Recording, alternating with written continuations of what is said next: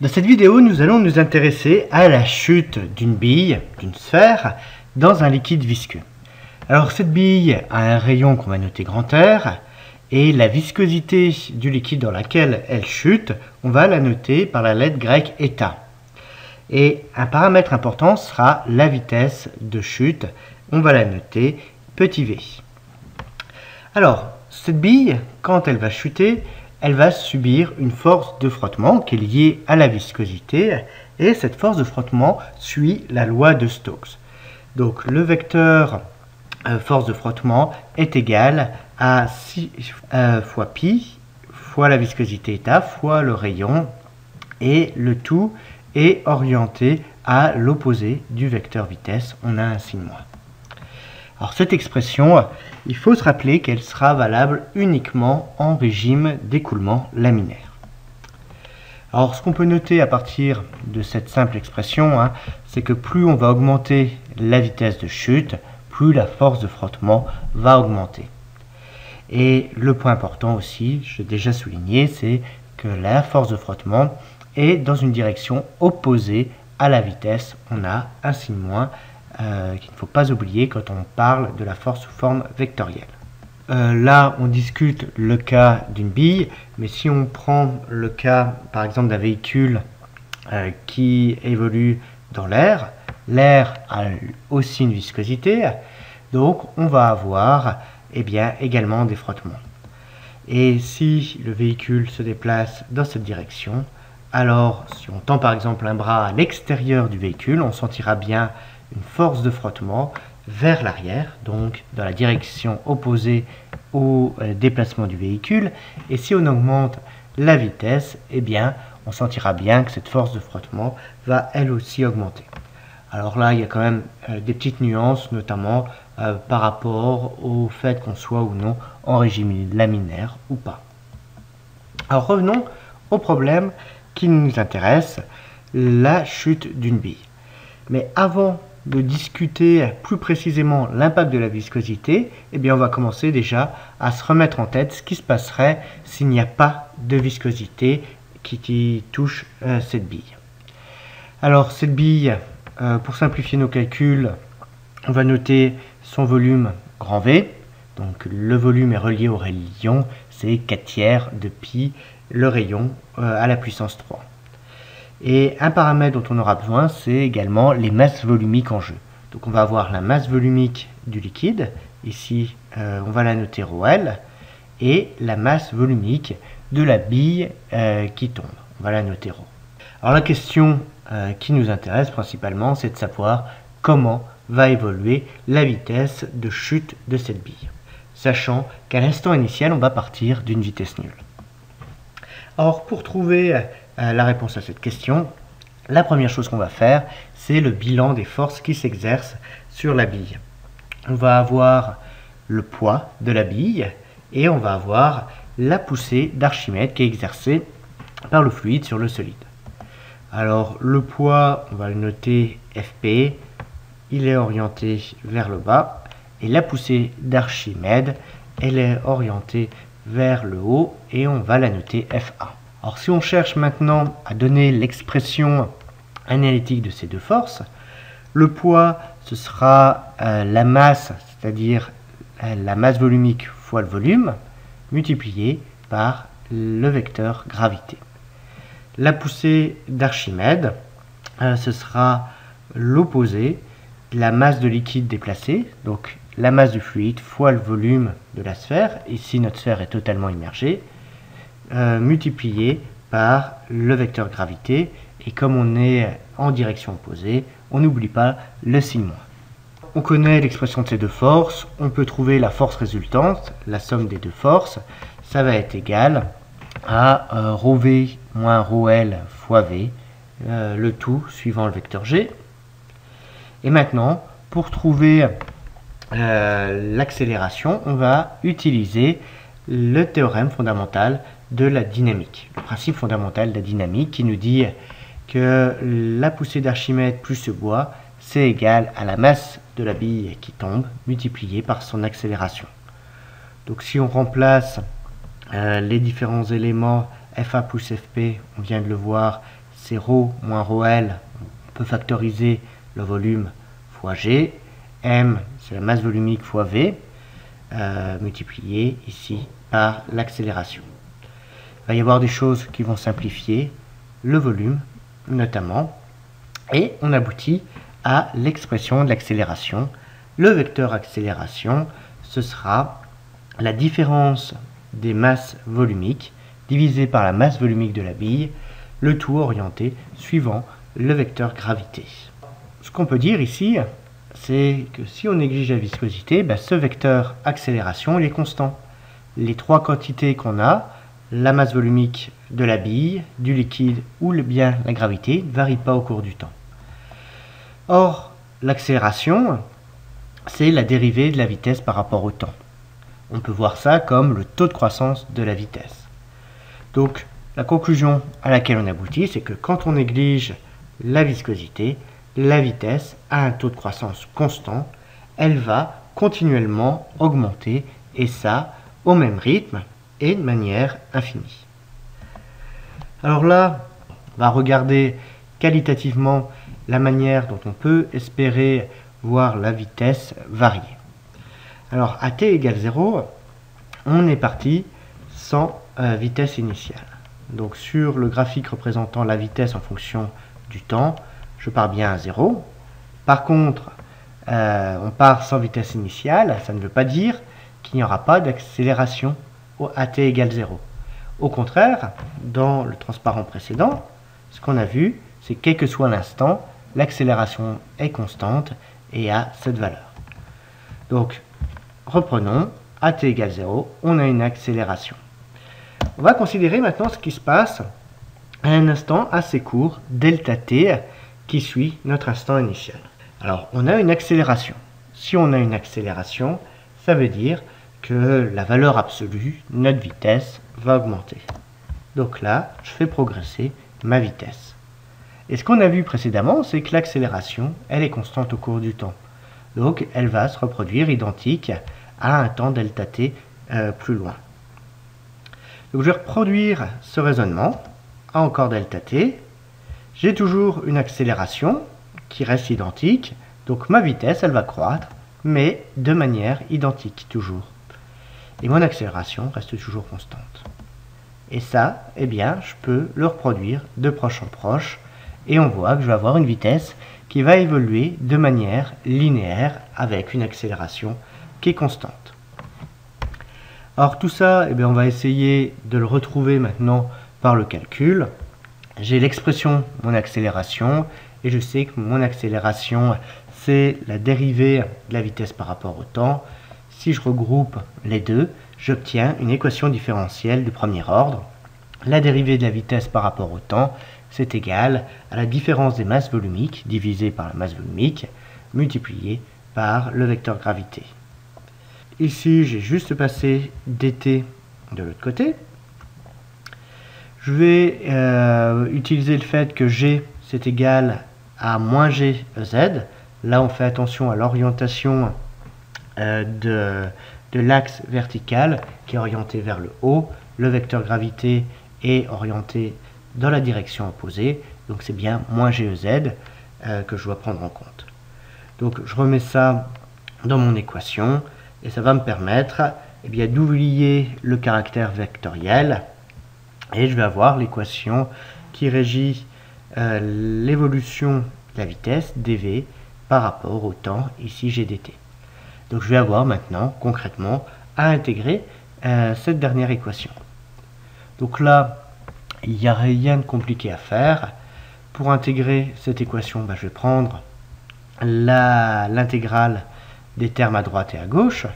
Pour la vitesse, on va partir d'une vitesse v0, on va aller jusqu'à une vitesse v de t. Et le temps, on va partir de l'instant 0 pour aller jusqu'à l'instant t. Donc ce qu'on peut prendre en compte maintenant pour simplifier cette expression, c'est que ρl, ρ et g sont constants, donc je peux les sortir de mon intégrale.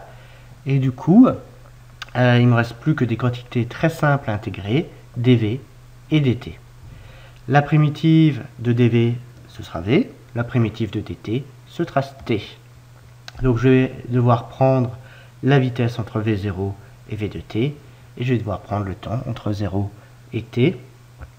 Quand je remplace la primitive par ces données, ça me donne la vitesse prise à l'instant t moins la vitesse initiale est égale à ρl moins ρ sur ρ fois g, t moins 0.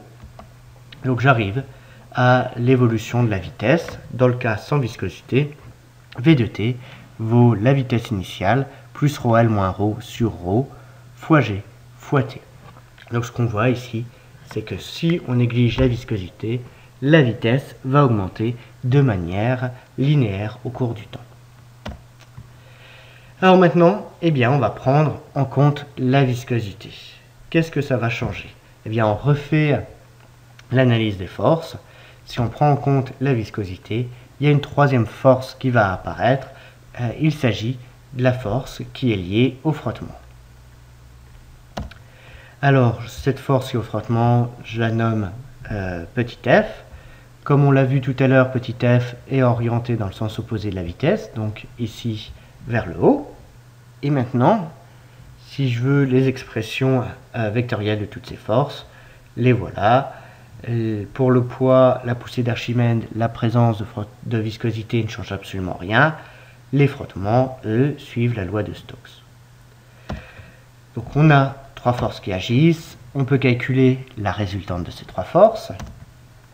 Cette résultante va être égale à ρv moins ρlv fois le vecteur gravité moins 6π eta fois le rayon de la bille multiplié par le vecteur vitesse. Or là, pour simplifier un peu les notations pour avoir quelque chose de plus compact, je vais poser un petit k qui vaut 6π fois eta fois r. C'est juste pour avoir une notation plus concentrée des résultats. L'étape suivante, eh bien, c'est d'appliquer le principe fondamental de la dynamique pour obtenir l'accélération subie par la bille. Donc, si on l'applique, si on remplace les forces par leur expression vectorielle, on aboutit à ce que l'accélération, c'est égal à la différence des masses volumiques divisées par la masse volumique de la bille fois le vecteur gravité. Donc ça, ce terme-là était déjà présent à l'identique lorsqu'on négligeait les frottements. Et le terme qui se rajoute, qui est lié à la viscosité, c'est moins k sur ρv multiplié par la vitesse. Alors là, le point important sur cette expression, c'est qu'on voit que désormais, l'accélération de la bille n'est plus constante. En effet, au cours du temps, on va avoir la vitesse qui va augmenter, et donc l'accélération va se réduire. Donc on n'est plus dans la configuration où on négligeait les frottements et où l'accélération, elle, du coup, restait constante. Là, ce changement d'accélération va avoir une influence sur l'évolution de la vitesse. Or ça, on va le voir. On va reprendre eh bien, l'explication qualitative que j'avais déjà faite tout à l'heure. Donc on raisonne sur l'évolution de la valeur absolue d'accélération, de la valeur absolue de la vitesse. Et là, j'ai mis un troisième paramètre, les frottements. Alors, au temps initial, à t égale 0, on part avec une vitesse nulle. Du coup, les frottements sont nuls, mais l'accélération, elle, n'est pas nulle. Donc, voilà nos points initiaux sur les trois graphiques. Alors, que va-t-il se passer maintenant à delta t plus loin? Eh bien, on a une accélération. Du coup, ma vitesse, elle va augmenter. Et si ma vitesse augmente, eh bien, la valeur absolue de mes frottements va aussi augmenter.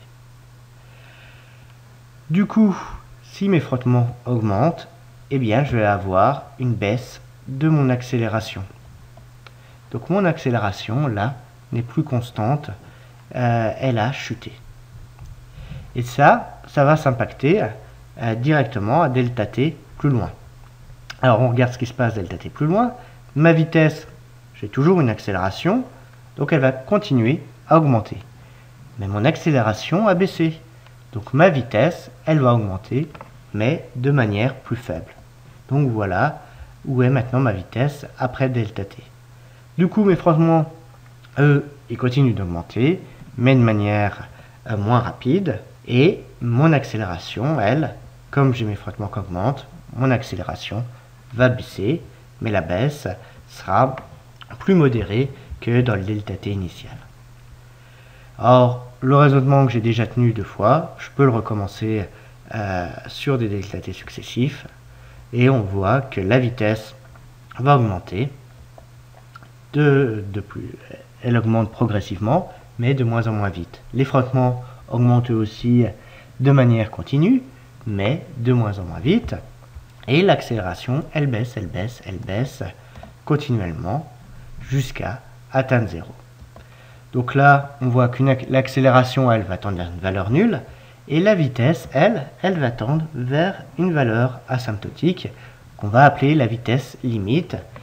Et si on a une accélération qui tend vers une valeur nulle, ça veut dire que la dérivée de la vitesse par rapport au temps devient nulle, la vitesse alors va devenir constante.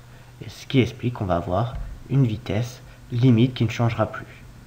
Les frottements, eux aussi, deviendront constants. Est-ce qu'on peut retrouver ça de manière plus exacte, de façon analytique, à partir d'une équation différentielle?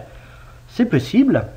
Là, j'ai l'expression de l'accélération, et cette accélération est reliée à la dérivée de la vitesse par rapport au temps. Si je mets les deux ensemble, eh bien, j'ai une équation différentielle qui gouverne l'évolution de la vitesse par rapport au temps. Et j'ai cette équation différentielle à intégrer. Là, c'est une autre manière d'écrire la même équation différentielle. Alors, nous n'allons pas faire la résolution de cette équation différentielle. C'est réalisable, mais un petit peu long. Là, je vais donner directement la solution. On peut montrer que la solution de cette équation différentielle, c'est V de t qui est égal à la différence des masses volumiques divisé par le coefficient K que nous avions introduit tout à l'heure, multiplié par le volume fois la gravité. Et le tout multiplié par 1 moins exponentielle moins K sur ρV fois le temps. Le tout dirigé suivant EZ. Alors pour illustrer cette solution, eh bien, je vais prendre des données assez typiques qui correspondent à une bille de fer qui tombe dans la glycérine. Alors là, la masse volumique, c'est de la glycérine, donc c'est 1265 kg par mètre cube. La bille, c'est 7,8 de densité. La gravité, 9,81 mètres par seconde carré. Le rayon de la bille, ce sera une petite bille de 3 mm. Et la viscosité, la glycérine a une viscosité assez forte. Elle est de 1,4 pascal seconde aux alentours de la température ambiante. Alors voilà la courbe que ça donne. Ici, l'échelle est exprimée en secondes, la vitesse en mètres par seconde. Alors, la première chose qu'on voit ici, c'est que les valeurs sont négatives. C'est normal, parce que ici, la vitesse est orientée vers le bas. Je rappelle, l'axe vertical est orienté vers le haut. Donc ces valeurs négatives, il n'y a rien d'incohérent du tout. Alors ce qu'on va pouvoir retrouver, c'est que la vitesse atteint une valeur limite, donc elle tend asymptotiquement vers la ligne jaune que j'ai tracée. Et ce qu'on peut remarquer, c'est que cette valeur limite, eh bien, elle s'en rapproche concrètement, très rapidement, en moins de 50 millisecondes. Alors ça va avoir une conséquence pratique importante, c'est-à-dire que lorsqu'on va considérer une chute de plusieurs secondes, une dizaine de secondes par exemple, eh bien, on ne va pas s'embêter dans l'analyse à considérer toute cette première partie de la courbe. Ce qu'on va faire, si la chute est assez longue, c'est qu'on va pouvoir considérer que la vitesse, eh bien, reste constante et que la chute se fait à vitesse limite. Là, je rappelle, hein, si on avait négligé la viscosité, la conclusion aurait été complètement différente. La conclusion aurait été que la chute se fait à une vitesse qui ne fait qu'augmenter au cours du temps. Donc là, on voit clairement que la viscosité casse la conclusion qu'on avait en la négligeant. Au lieu d'avoir une vitesse qui augmente continuellement de manière linéaire, on a avec la viscosité une vitesse qui tend vers une valeur limite. Alors sur cette courbe, ce qui est intéressant aussi de remarquer, c'est que ce régime transitoire, là où la vitesse varie au cours du temps, reste relativement bref, quelques dizaines de millisecondes, et très rapidement, la bille atteint un régime permanent où la vitesse est constante. Ce qui est très intéressant, eh bien, ça va être de calculer la vitesse limite vers laquelle la bille va tendre très rapidement. Or pour ça, eh bien, on va juste prendre mathématiquement la limite de l'expression qu'on a préalablement trouvée. Quand t tend vers l'infini, k sur rho vt, eh bien, ça va tendre aussi vers l'infini, parce que k, rho et v sont des quantités qui sont toutes les trois positives. Donc moins k sur rho v fois t, ça va tendre vers moins l'infini. Et si je prends l'exponentielle d'un terme qui tend vers moins l'infini, exponentielle de moins l'infini, ça vaut 0. Donc le terme ici qui est entre crochets, il va se simplifier. Quand t va tendre vers l'infini, je vais pouvoir négliger ici le terme qui est dans l'exponentielle, et 1 moins exponentielle de moins l'infini, ça va tendre vers 1. Et du coup, eh bien, ce terme, cette expression de la vitesse, va tendre vers quelque chose de plus simple, qui est ρ L moins ρ sur K, V fois G. Donc quand t tend vers le plus l'infini, la vitesse tend vers ρ L moins ρ sur KV, G, Z. Là, mathématiquement, du coup, on a démontré qu'on tend bien vers une vitesse qui est constante avec une valeur qui est finie. Donc là, ce que j'ai donné, c'est la valeur absolue de cette vitesse limite. Donc si vous comparez par rapport à l'expression vectorielle, là, il y a un changement de signe, parce que cette expression vectorielle a un signe moins intrinsèque qui est orienté vers le bas. Là, ce que je peux faire pour donner une expression plus explicite de cette vitesse limite, c'est déjà de remplacer k par sa valeur, c'était 6π fois le rayon fois la viscosité eta. Et ce que je peux aussi faire, c'est remplacer v par sa valeur qui est 4 tiers de pi r cube. Là, je vois qu'il y a quelques simplifications qui peuvent se faire. Je peux simplifier par pi et je peux simplifier aussi par r. Et ce qui me reste, c'est que la vitesse limite, c'est la différence des masses volumiques divisée par 9 fois la viscosité eta multiplié par 2 fois le rayon carré de la bille fois la gravité.